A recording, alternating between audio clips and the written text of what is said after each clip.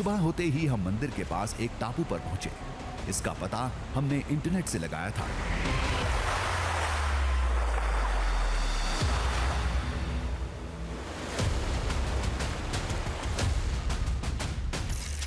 ये केकड़ों का टापू था जहां कई अद्भुत प्रजातियां पाई जाती हैं।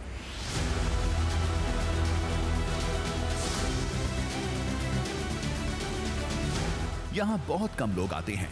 इस टापू का हिस्सा शंख आकार के उस द्वीप से लगा हुआ था। ये लुका छुपी यहां मिलने वाले लाल केकड़ों की है, जो बताता है कि इस जगह पर लोगों की चहलकदमी बिल्कुल नहीं है और यहाँ जो समुद्री जीव हैं वो भी काफ़ी सुरक्षित महसूस करते हैं खुद को।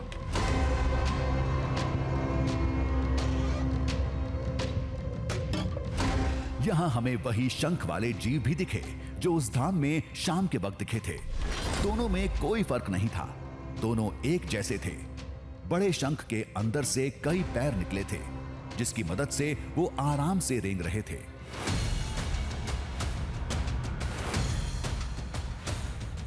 समुद्र से अभी निकला है जो मेरे पास चलते हुए आ रहा है, लेकिन समुद्र से तकरीबन 3 किलोमीटर दूर किसी मंदिर में पूजा के वक्त ये कैसे पहुंच सकते हैं, ये सवाल मेरे मन में गहरा रहा है। अब इस सवाल का जवाब हासिल करने का वक्त आ गया था। पहली बात ये कि मंदिर में जो जीव दिख रहे थे वो जिंदा शंख नहीं थे। ये केकड़े की एक खास प्रजाति होती है जिसे हर्मिट क्रैब कहते हैं।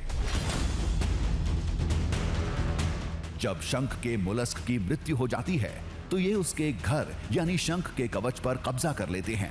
भ्रम में लोग इन्हें जिंदा शंख समझ जाते हैं, जबकि जिंदा शंख ऐसा नहीं होता। वो फर्क आप इन दो तस्वीरों में साफ महसूस कर सकते हैं। शंख का मोलस्क और हेप्टिस केकड़े में जमीन आसमान का अंतर होता है।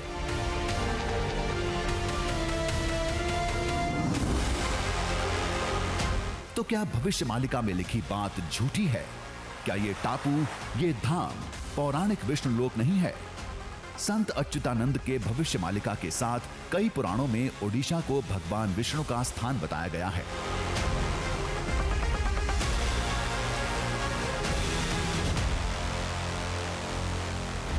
स्कंद पुराण के वैष्णव खंड में अध्याय 1 से 35 तक जगन्नाथपुरी का जिक्र है। पुराण में इसे पुरुषोत्तम क्षेत्र कहा गया है। अध्याय 2 में एक श्लोक है, पुरुषोत्तमम क्षेत्रम सर्व पाप प्रमोचनम यत्र तिष्ठति विश्वेशो जगन्नाथः सनातनः। मतलब पुरुषोत्तम क्षेत्र वो पवित्र स्थान है जो सभी पापों का नाश करता है, जहां सनातन विश्वेश्वर भगवान जगन्नाथ विराजमान है।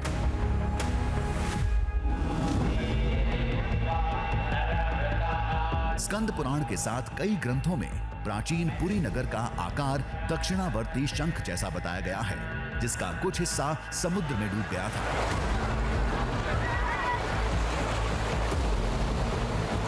तो उड़ीसा के साथ भगवान विष्णु जी का पुराणों से देखें तो एक जुड़ाव रहता है।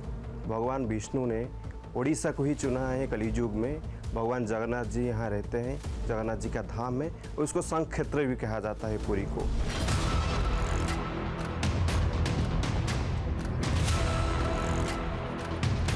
अब इस रत्नवट को गौर से देखिए।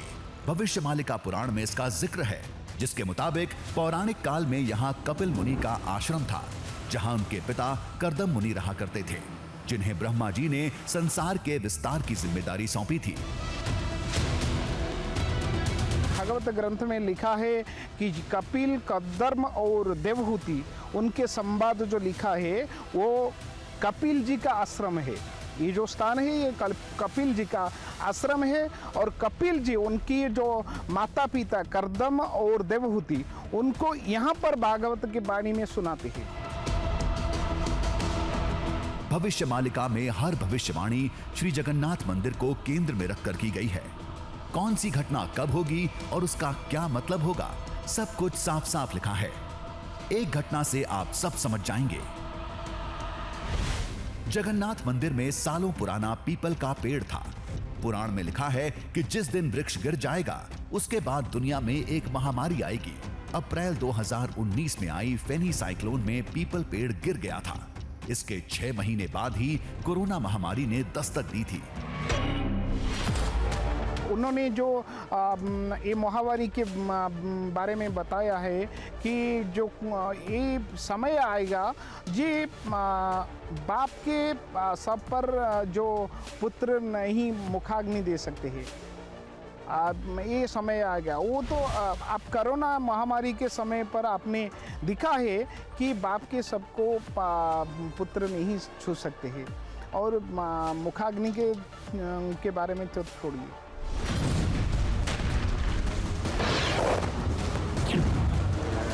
हो सकता है भारत पाकिस्तान तनाव की भविष्यवाणी तुक्का हो।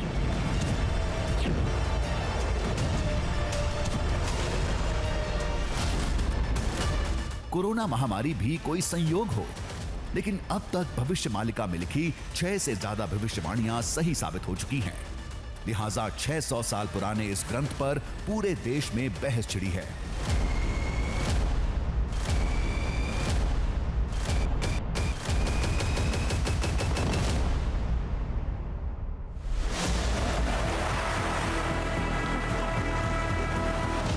अब सारी बात उस मोड़ पर खत्म होती है, मानो तो सच, नहीं मानो तो पन्ने पर लिखी एक कहानी। अब ये बहस लंबे समय तक छिड़ी रहेगी। अगर बहस से कुछ परे है तो वो है ये टापू। टापू पर भगवान विष्णु का धाम, धाम में आने वाले ये अनोखे जीव, और ये दृश्यम ही एक हकीकत है।